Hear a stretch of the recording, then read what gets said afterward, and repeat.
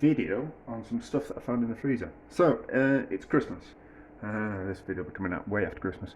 I cleared the freezer out and defrosted it, and we found some things in the freezer that I'd forgotten that I had, meat-wise. So I'm going to turn into meatballs stroke rissoles. I think the definition of rissoles is that rissoles have got cooked meat in them, and meatballs are raw meat in them. So so meatballs are made with raw meat and rissoles are made with cooked meat. But kind of think rissoles, dumplings, that type of thing. So it's a bit of pork shoulder that cooked. It's been in there for I can't remember how long. But that's going to go in, and then we'll dice it up and we'll mince it. And then there's two bits of cooking bacon, nice and fatty. They're going to go in, and then these are all the trimmings from pork fillets. You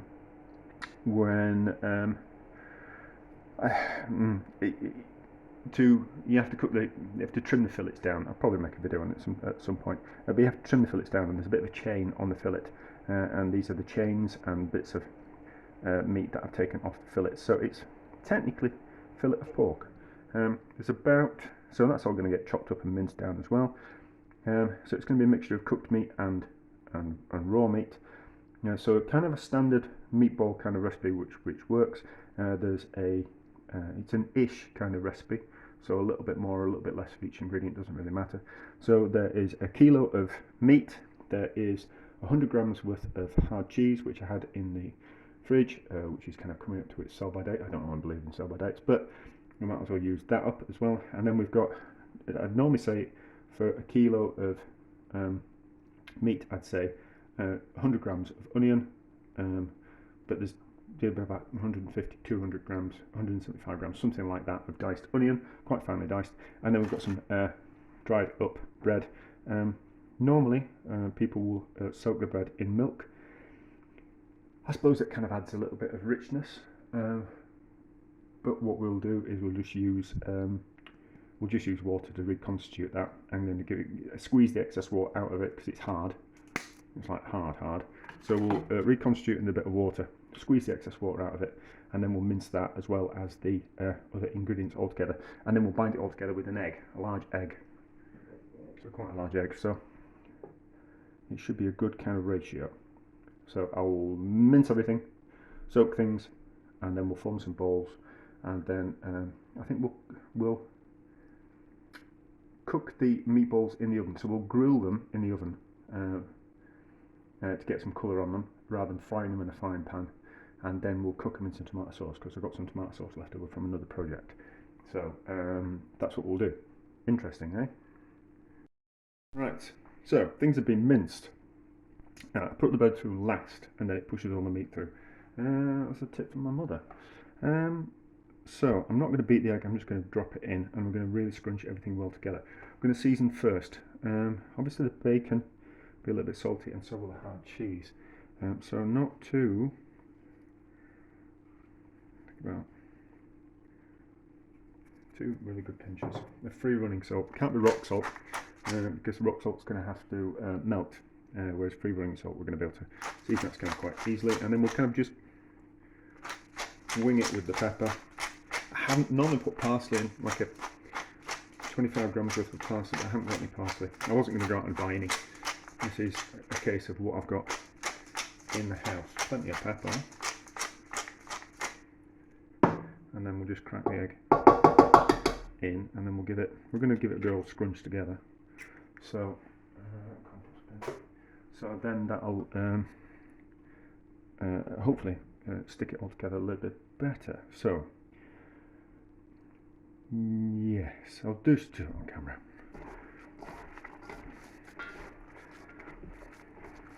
I'm not bothered about an open textured meatball, stroke rissole, stroke dumpling. I just want to get everything mixed together, and then so it sticks together. It smells good. I was kind of thinking that there was what was it called? There's a thing you used to be able to buy from the butchers, and it was like pork sausage mixed with like stuffing ingredients, and then a few other bits and pieces, and then you baked it in the oven like a big kind of meatball. I forgot what they were called. It's alright to kind of eat, but not amazing. And then, yeah, and so if I'd had like an odd couple of sausages, they would have gone in as well. So if I'd have found some sausages, highly unlikely to find sausages in my freezer at my house, but they would have gone in, and then any bits of bacon or a bit of cooked pork, you know, anything that I had. I would have even, if I did have some turkey left over, I would have put some turkey in as well. So I think I did that last year. Oh yeah, I made some rissoles with turkey rissoles last year, and they were quite nice. But anyway, so that, and about what size we want for a meatball. About golf ball size, I think. Yeah, I think golf ball size. And then we're gonna, so I'll make these. You don't have to be too perfect. I mean, they're going to cook under the grill. Well, technically it's a salamander. If the heat comes from the top, it's a salamander. Grill is when the heat comes from the bottom. So technically, I'm going to put them under the salamander.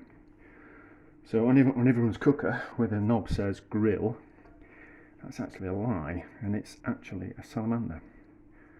But there we go. Here ends today's lesson on the difference between grills and salamanders. So we'll see how many balls we get, and we'll put them on a tray, and then we'll grill them. And because of the egg and the cheese, they become nice and crispy on the outside, and then we won't need to fry them. I don't want to. Oh yeah, another top tip. So if you are making something like this and you're worried about the seasoning, what you do is you take a little bit of it and you fry it in the frying pan, just like a small amount like that, and you fry that in the frying pan, and then you taste it, and then you'll know if you put enough salt and pepper in. But I reckon I've put enough salt and pepper in. So that's it. Oh yeah, I don't need to carry on talking, do I now? No. I've explained about salamanders and I've given you a top tip. So I'll carry on doing these, and we're back when we're going to grill. We have made 26. They're not all the same size. There's a very big difference in those two, but not to worry. So I'm going to grill them. So 25, what would you say? 4 a portion, so you've got 6 good portions, like 4 a portion, something like that. For 6 people, and then there's a couple extra. Chef's treat, in my opinion. So we're going to grill them under the salamander and get some colour on them. Rather than frying them in the frying pan, a little bit cleaner, a little less mess, although we'll have to wash that. But the fat won't split out everywhere. Anyway, so grill, and we'll have a look at them when they're ready. Right, so they've nicely coloured on that side, so flip them over, cook the other side, and then we'll drop them into some tomato sauce and slowly poach them like that. So cook that side. I thought, you know, we're just saving a bit of mess in a frying pan, because it, you know, it ends up stinking the house out and fat gets everywhere. Not that my cooker's ever that clean, but you know, I don't want to excessively make too much work, and you end up smelling of fried food as well, which is alright if you want to attract dogs, you know. But there we go. Right, so the brown, and this is a simple tomato sauce. It's just tinned tomatoes and onion cooked down so it's become richer, and then I'll just drop these in, and then hopefully there'll be enough sauce.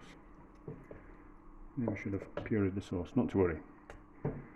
Not to worry. They'll all fit in. If I have to add a bit more sauce, I'll add a bit more sauce. It's about 3 tins worth of sauce, so it's kind of cooked down quite a bit. What we'll do is we'll just get a bit of water in that pan. Get that.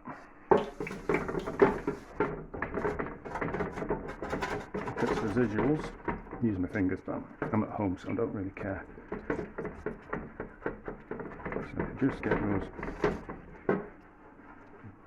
juicy bits off the bottom of the tray, and nice bits of fat. It won't make a huge amount of difference to the flavour, but it will make a little difference, which is what I always can say. Do you know, it's generally in cooking, it's the 5 or 10 little things that you do that make the difference. You know, five little things normally make a lot of difference. You know, like 4 things is good, 4 little things is good, but 5 or 10 little things that you do to a dish, correct amount of seasoning, slightly better ingredients, more cheese, more butter, more salt, more pepper, you know, are generally what improves the dish no end. So, lid on, and then we'll gently poach for a couple of hours. We'll get it up to temperature on the big burner, and then we'll move it onto a smaller burner so it can just slowly tick away at the back of the stove. I suppose we could have done it in the oven. We could have just poured the sauce over the tray of meatballs and baked it in the oven that way. That would have worked. But either way, we'll get the same result. Right, they've had a couple of hours, maybe 2.5. Let's have a look. Let's have a look.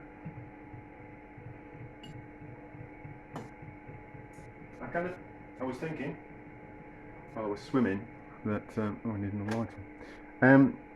That if you're going to use cooked meat, like turkey or a bit of pork shoulder in these rissoles, I think you certainly need a lot more fat in there than you would do if you were using a uncooked meat. So I'd up the fat content. I'd use like a fatty cut of meat. Like shoulder's good, but I'd save all the fatty bits from it. Or like with a turkey, I think, did I put in some turkey skin?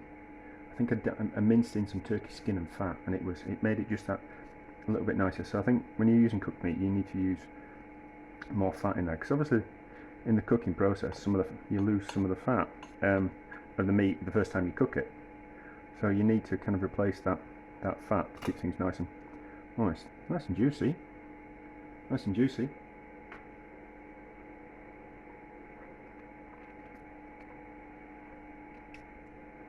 That's really good.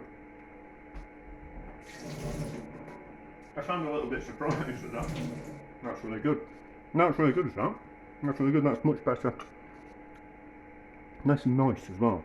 It would have been nice with some parsley or some herbs in, some chives, but I didn't want to have to buy anything.